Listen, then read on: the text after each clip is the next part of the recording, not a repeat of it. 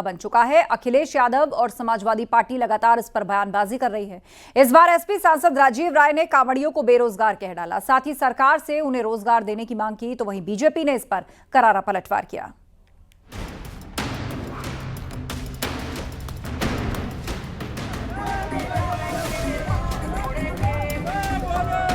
घोसी से एसपी सांसद राजीव राय ने कांवड़ यात्रा पर जा रहे युवाओं पर विवादित बयान दिया है। राजीव राय ने कहा कि बेरोजगारी के चलते बड़ी तादाद में युवा इस धार्मिक यात्रा में हिस्सा ले रहे हैं। कांवड़ियों के पास काम नहीं है, इसीलिए इनके पास बहुत वक्त है। राजीव राय की मांग है कि यूपी सरकार बेरोजगारों का रजिस्ट्रेशन करवाए। कांवड़ यात्रा में जितने हमारे बेरोजगार नौजवान हिंदू पद यात्रा कर रहे हैं, धर्म के लिए जा रहे हैं, उनकी एक लिस्ट बनाकर उनको रोजगार नौकरी दिलवाने का करे। सबसे बड़ी हिंदू धर्म की सेवा यही होगी। ये देखिए, कोई बहुत रॉकेट साइंस नहीं है। उतना समय उन्हीं के पास होता है जिनके पास काम का भाव होगा। इसका मतलब ये नहीं कि सब जो जाते हैं निकम्मे ही हैं या जिनके पास काम नहीं, लेकिन अधिकांश बेरोजगार हैं। बीजेपी ने समाजवादी पार्टी पर पलटवार कर कहा कि कांवड़ रूट पर नेम प्लेट विवाद को लेकर एसपी तरह तरह की बयानबाजी कर रही है, लेकिन जो लोग पहचान बदलकर धर्म भ्रष्ट करने की साजिश रच रहे हैं, उनके खिलाफ एक्शन जरूर होगा। भारत का संविधान हर व्यक्ति को अधिकार देता है कि वो अपनी पहचान उजागर करके अपने धर्म का पालन कर सकता है, लेकिन किसी दूसरे को धोखा देने के लिए षड्यंत्र पूर्वक सुनियोजित तरीके से किसी के धर्म को भ्रष्ट करने के लिए अगर इस तरह के कुत्सित प्रयास किए जाते हैं तो निश्चित रूप से ये बंद होने चाहिए। समाजवादी प्रवक्ता का कहना है कि भूखे पेट ना हो भजन गोपाला। धार्मिक आस्था वाले कांवड़ियों को अगर रोजगार से जोड़ा जाए तो इसमें बुराई क्या है। उत्तर प्रदेश की मौजूदा योगी सरकार से ये निवेदन है कि आप सब कुछ करो, लेकिन इन नौजवानों के लिए बेहतरीन रोजगार का अवसर प्रदान करिए। तब मेरे ख्याल से धार्मिक आस्था और धर्म का जो प्रचार है वो और तीव्र गति से चलेगा। कहते नहीं, एक भजन लिखा गया, भूखे पेट न होए भजन गोपाला, यानी कि भगवान का भजन भी अगर पेट में दाना नहीं होगा तो बहुत बेहतर तरीके से नहीं हो सकता है। कांवड़ियों की सुरक्षा और आस्था को लेकर जहां सीएम योगी ने अधिकारियों को कड़े निर्देश दिए हैं, कांवड़ियों पर पुष्प वर्षा के निर्देश भी दिए गए हैं, वहीं कांवड़ यात्रा पर विपक्ष की बयानबाजी जारी है। Bureau report, news 18, Uttar Pradesh, Uttarakhand.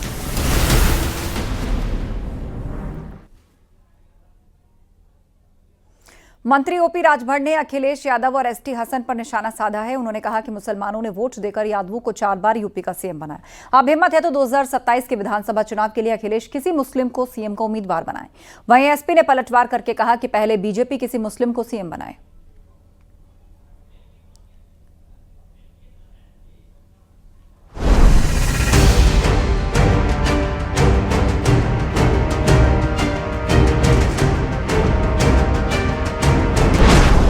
मंत्री ओम प्रकाश राजभर ने अखिलेश यादव और एसटी हसन पर बड़ा हमला बोला है। उन्होंने कहा कि मुसलमानों ने अपना वोट देकर यादवों को 4 बार यूपी का मुख्यमंत्री बनाया है। अब हिम्मत है तो 2027 के विधानसभा चुनाव के लिए अखिलेश यादव किसी मुसलमान को मुख्यमंत्री पद का उम्मीदवार घोषित करें। वो अपनी कौम के बेहतरी के लिए बोलते, अगर वास्तव में ये मर्द हैं, हम आपके चैनल से कहना चाहेंगे उनसे, अगर वो मर्द हैं, जितने सांसद और विधायक हैं, सब लोग मिल करके जरा एक बार अखिलेश यादव जी से कह दें कि माननीय अखिलेश यादव जी, 4 बार मुसलमानों ने 20% वोट आपको दे के 4 बार यादव को मुख्यमंत्री बनाया। एक बार 27 का चुनाव आ रहा है, अभी घोषणा करिए कि 27 का अगला मुख्यमंत्री मुसलमान होगा, किसी को बनाओ लेकिन मुसलमान का बेटा होगा, इसको ऐलान करो। अगर मर्द हैं ये जाके कहें, हुआ हिम्मत हो तो पटिया से निकाल दे यू। वहीं समाजवादी पार्टी ने भी मंत्री ओपी राजभर के बयान पर पलटवार किया है। एसपी प्रवक्ता का कहना है कि अगर ओपी राजभर में हिम्मत है तो एनडीए की सरकार वाले राज्यों में मुस्लिम मुख्यमंत्री की बात कहकर दिखाएं। तो जिस सहयोगी दल के साथ जिस एनडीए गठबंधन में हुआ है, हम समझते हैं एनडीए की कई राज्यों में सरकारें हैं, किसी एक राज्य में वो कह करके दिखा दें कि अगला मुख्यमंत्री जो मुस्लिम समाज से होगा, या एक किसी को हटा करके मुस्लिम समाज से किसी को मुख्यमंत्री बना दें। तो अगर असल में मर्द है वो, तो हिम्मत हो तो कह करके देखें। बीजेपी का आरोप है कि अखिलेश ने सिर्फ पिछड़ों, अल्पसंख्यकों और पीडीए का नारा दिया, लेकिन मुसलमानों के लिए कुछ भी ठोस काम नहीं किया। पीडीए का नारा दें, लेकिन असल में हकीकत यही है कि समाजवादी पार्टी जब विपक्ष में रहेगी तो पार्टी पर कब्जा भी परिवार का रहेगा, और जब कभी भी वो सत्ता में आती है तो सत्ता पर भी कब्जा सिर्फ परिवार का होता है। ये सिर्फ नारा देते हैं। इन्होंने मुसलमानों को सिर्फ बरगलाया, मुसलमान के नाम पर इन्होंने अपराधियों और आतंकवादियों तक का समर्थन किया, लेकिन मुस्लिम समाज आगे बढ़े इसकी चिंता अखिलेश यादव ने कभी नहीं की, न राजनीतिक रूप से, न सामाजिक रूप से, न आर्थिक रूप से।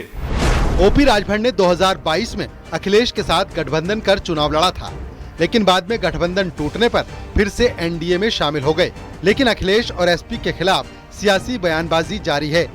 Bureau report, news 18, Uttar Pradesh, Uttarakhand.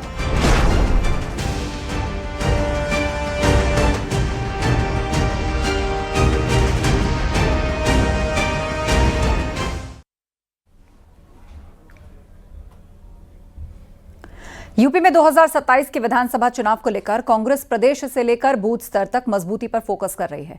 UP के मुस्लिम वोट बैंक को साधने के लिए कांग्रेस नेता इमरान मसूद को यूपी का कांग्रेस प्रदेश अध्यक्ष बनाए जाने की चर्चाएं भी तेज हैं। तो वहीं एसपी ने इसे लेकर कांग्रेस से कई सवाल पूछे हैं। यूपी कांग्रेस संगठन में जल्द बड़ा बदलाव हो सकता है। कांग्रेस नेता इमरान मसूद के प्रदेश अध्यक्ष बनने की चर्चा एक बार फिर शुरू हो गई है। मुस्लिम वोट बैंक साधने के साथ समाजवादी पार्टी पर दबाव बनाने के लिए इमरान मसूद को कांग्रेस यूपी का अध्यक्ष बना सकती है। वहीं पिछले दिनों इमरान मसूद भी अपने बयानों में मुस्लिमों के मुद्दों पर काफी मुखर नजर आए हैं। 2024 के लोकसभा चुनाव में इंडिया गठबंधन में एसपी और कांग्रेस ने मिलकर यूपी में काफी सीटों पर कब्जा किया था। इसके पीछे समाजवादी पार्टी ने खुद के दम पर ज्यादा सीटें हासिल करने का दावा किया। वहीं कांग्रेस के नेताओं ने इसे कार्यकर्ताओं की जीत बताया था। एसपी का मानना है कि कांग्रेस को उन राज्यों में फोकस करना चाहिए जहां उसका जनाधार है। यूपी जैसे राज्यों में सक्रियता बढ़ाकर सहयोगी दलों को कमजोर करने की कोशिश नहीं करनी चाहिए। इंडिया गठबंधन के जो तौर तरीके हैं वो उस राजनीतिक दल को स्पेस देना है जो उस स्टेट में सबसे मजबूत हो। अगर इस सारी बातों को कांग्रेस धता बताती है और कुछ एक नई स्ट्रेटजी ऐसी लाती है कि इंडिया गठबंधन के दूसरे जो मजबूत राजनीतिक दल को नुकसान हो, तो निश्चित तौर पे इंडिया गठबंधन के वो सारे दल इस बात को सोचने पे मजबूर होंगे कि कांग्रेस की नीयत बीजेपी को हराने की है अथवा इंडिया गठबंधन दल के नेताओं और तमाम सारे राजनीतिक दल को हराने की। वहीं राजनीति के जानकार मान रहे हैं कि कांग्रेस 2027 पर फोकस करके अपनी रणनीति बना रही है। ऐसे में कांग्रेस दलित या मुस्लिम पर दांव खेल सकती है। ये संदेश देगी कांग्रेस सबसे पहले समाजवादी पार्टी को, क्योंकि समाजवादी पार्टी से निकले हुए उसके बागी नेता के तौर पर इमरान मसूद को जाना जाता है और वो उनके बयान भी जिस तरीके से सामने आते रहे हैं उससे ये लगता है कि अगर उन्हें ये कमान दी जाती, उन्हें बड़ी जिम्मेदारी कांग्रेस में मिलती है तो कांग्रेस कम से कम समाजवादी पार्टी के मुस्लिम फैक्टर पर एक बढ़त बना सकेगी, उस पर दबाव बनाने में कामयाब हो सकेगी। पिछले दिनों इमरान मसूद के समाजवादी पार्टी को लेकर बड़े बयान सामने आए हैं। सपा के बागी नेता रहे इमरान मसूद कांग्रेस में वापस जाने के बाद एसपी पर काफी मुखर रहे हैं। ऐसे में कांग्रेस 2027 के चुनाव में एसपी से ज्यादा सीटें मांगने के लिए दबाव बना सकती है। ऐसे में कांग्रेस क्या वाकई किसी मुस्लिम नेता को अपना प्रदेश अध्यक्ष बनाएगी या फिर पीडीए के नेता को अपना प्रदेश अध्यक्ष बनाएगी, ये कांग्रेस उस वक्त के मौजूदा राजनीतिक और जातीय समीकरण को ध्यान में रखकर फैसला करेगी, क्योंकि आने वाले 2027 के चुनाव में बीजेपी के विकास और हिंदुत्व के मुद्दे के सामने मुस्लिम नेता कितना कांग्रेस के लिए लाभकारी सिद्ध होंगे ये तो आने वाला समय ही बताएगा। कैमरामैन मनोज शाही के साथ राजीव प्रताप सिंह, न्यूज़ 18 लखनऊ। बिहार विधानसभा चुनाव को लेकर इंडिया गठबंधन को दिए अपने प्रस्ताव पर एआईएमआईएम प्रमुख असदुद्दीन ओवैसी ने कहा कि सियासत में एक तरफा मोहब्बत नहीं हो सकती। बिहार की जनता को समझना चाहिए कि हमारे खिलाफ झूठे इल्जाम थे। एक तरफा मोहब्बत होने वाली और बिहार की जनता ये देख ले, इस बात को समझ ले कि हम पर जो इल्ज़ाम लगता था वो झूठ की बुनियाद पर, और इसलिए इल्ज़ाम लगता था कि वो नहीं चाहते कि गरीब मजलूम लोगों की एक उनका नेता बने, उनकी पॉलिटिकल लीडरशिप बने। वो यही चाहते हैं कि आप उनके गुलाम बनकर रहें और उनके पीछे सर झुकाकर ज़िंदगी गुजारें। हम भी आपसे कह रहे हैं कि हम तो कह रहे हैं कि हम भी बीजेपी हराना चाह रहे हैं। अब अगर कोई ये समझ रहा है कि एक तरफा मोहब्बत नहीं होती है सियासत में, हम अपना चुनाव लड़ेंगे, अच्छी तरह लड़ेंगे। और हमारे अध्यक्ष अख्तर उल ईमान साहब ने कहा कि हम थर्ड फ्रंट बनाने की कोशिश करें, वो चुनाव तो लड़ेंगे। ये हमारी तरफ से कोशिश थी। अब वो जाने